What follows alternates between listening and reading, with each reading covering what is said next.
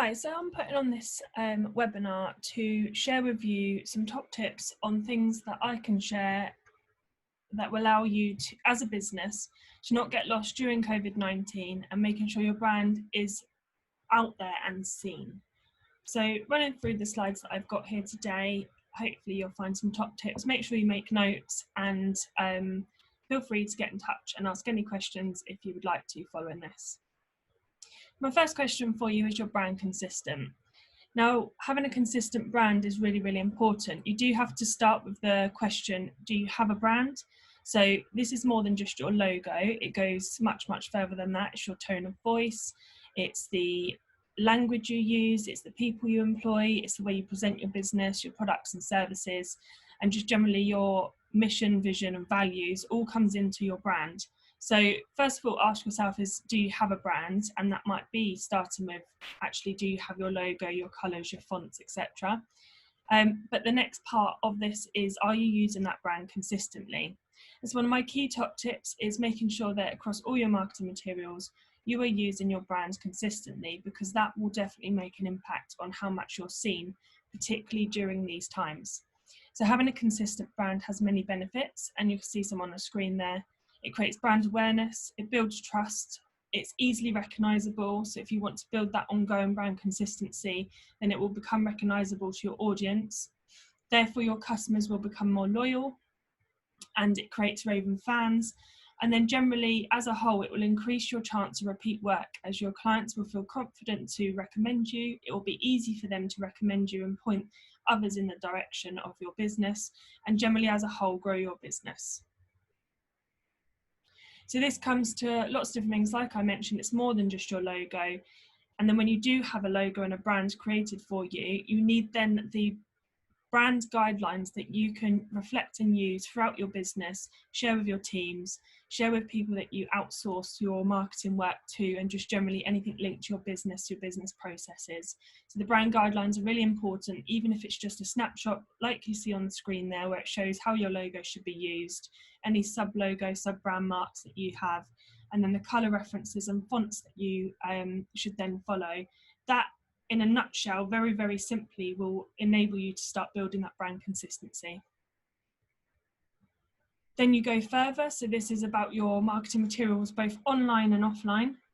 So it's really important to make sure as you create your marketing materials that, again, when you click from Facebook page to your website, receiving a brochure maybe in the post, coming in for a meeting with you, your audience, your potential clients and existing clients can feel that brand consistency, because then they can start to really connect to your brand and build that loyalty and trust as a loyal ongoing customer moving forwards. So don't make your audience feel confused when they visit various different sites or visit you in person, or just generally have any contact with yourself, your team, anyone linked to your business. Don't make them question, are you from the same business? Make sure it's very clear, and that will start really building the impact of a brand and the consistency you can benefit from. So some key things to make note of: a quick checklist: stick to the colours, stick to your fonts, follow the same style and theme. And I don't just mean generally in visuals, I mean style and theme of your brand and your consistency. So the language, your approach, is it modern, is it stylish, is it simplistic, is it complex? Generally just stick to the same style and theme, and then create a pattern and then follow it. So an action point for you now is take a look at your marketing materials, ask yourself, are they consistent? It's just a really good exercise to do. And then if you have brand guidelines, then ask yourself, are you using them? And if you don't have something that you can use as a reflection point, as a brand guideline, then maybe consider actioning and speaking to someone that can create those for you, which obviously we can help with. But have a think and look back in when you had potentially your logo created, you may well have been sent them. My next point for adapting and changing during these times to enable you to then continue to be seen as a business is, do you need to adapt? So lots of businesses over this time have had to bounce off of our current situation, think on their toes, think quickly. Do you need to adapt as a business? So are you creating new offers? Are there different ways that you're supporting your clients? One-to-one slots in your diaries, are they available? Is there new ways that you need to potentially offer that? Value-added content is a big one. So if you physically, during this time, even though restrictions have now started lifting, if you physically found that you aren't able to do the products and services that you were able to do before the impact of COVID, then actually is it the value-added side of things that you need to be focusing on?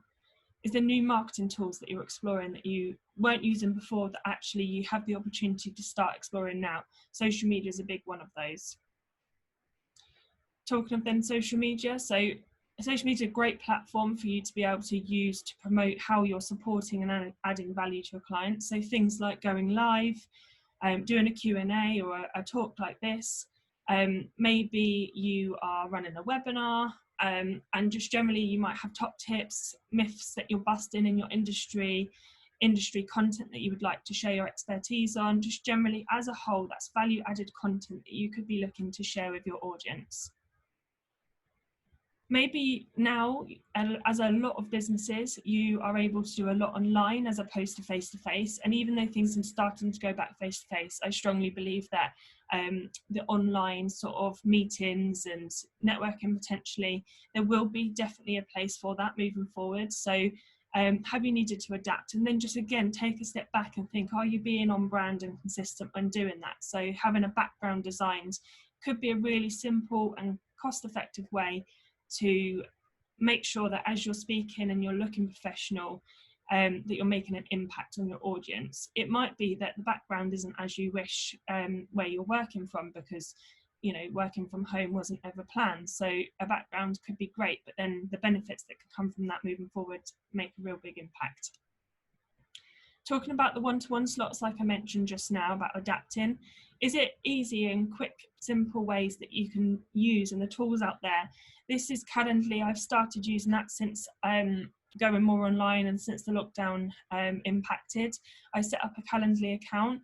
You can use the free version and the paid version isn't much at all. The reason why I'm sharing it with you is because it's made that much of an impact for me that I feel that it's a really easy tool to use, and the impact of it has been really, really great. It's where you can share this link, so you can see mine highlighted there on the screen. You can share this link out there with your audience. If someone's interested in booking in a meeting with you, or maybe they're not sure that they were, but you then can encourage them to, send the link through to them and they'll see the available slots that you have in your diary that you can put in yourself. And it's a really clean, quick, streamlined way to make things really run smoothly for you and your business during these times. So definitely check out Calendly. And that's what you'll see on the screen there. So I've set up 4 review points. So there's just a one-to-one, but then I've done a think outside the box, a brand review and a customer journey review that they can all book a one-to-one online with me. Again, that's a way that we've adapted to add value and be there for our audience during these times. So maybe have a think about some of the things that you can maybe do. So an action point for you after that point is, how do you need to adapt? And then go and check out Calendly, as I think that a lot of businesses can benefit from the facilities that provides. But really have a think about how you and your business can adapt, and are there things that you're missing?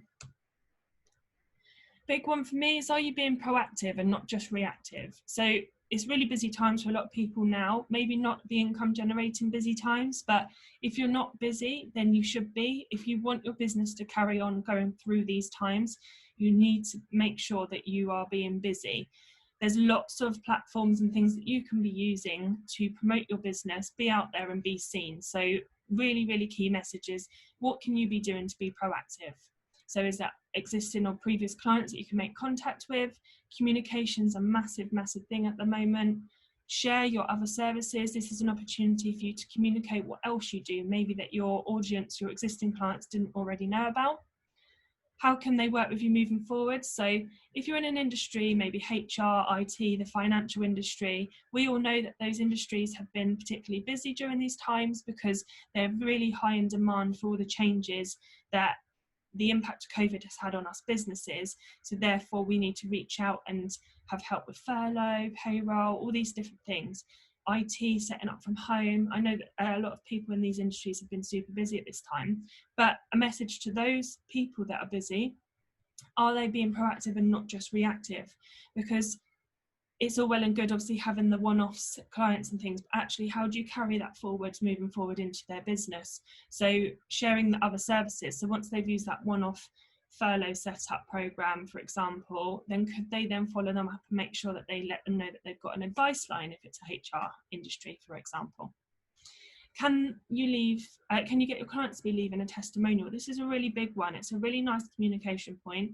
Pick up the phone, send an email, reflect back on the work that you've done previously for a client that they may not have had time to leave you a testimonial, for example, and then maybe just reach out and ask them, would they mind leaving you, and send them your Google review link, or do it in a different, more creative way that's a bit more, make a bit more of an impact. So maybe send them a postcard and then send them the link as a follow-up to ask if they wouldn't mind leaving you a testimonial during these times. Not only is it a communication point for that existing client, but it's then adding to your marketing materials that you can then use moving forward. Are you adding them to your newsletter? So again, a question, if you weren't doing maybe a monthly or bi-weekly update to your audience, now more than ever, there's probably more updates that businesses need to be letting their customers and potential customers know about, the changes and the adaptations that they're making to accommodate current situations. So maybe it's something for you to start. But not only that is, if you did have a newsletter, are you proactively making sure that your audience is on that newsletter? Because are they missing out on these updates? Communicate, I mentioned it in a couple of the points before as it interlinks a lot, but communication is key. During these times more than ever, we need to reassure our audience. And if we can do that to our existing clients that already put their trust in us, then it's going to then make even more of an impact. So communication is key. This might just be as simple as picking up the phone, reaching out to your existing clients. Maybe you've got a certain amount of clients on retainers, but you should be communicating with them of the changes, the impact that it's been making. I know for us, we've had lots of changes in our team because we've had to make certain decisions to get us through these times, and we've just been sending out updates of what's been happening with those, who's coming back off furlough.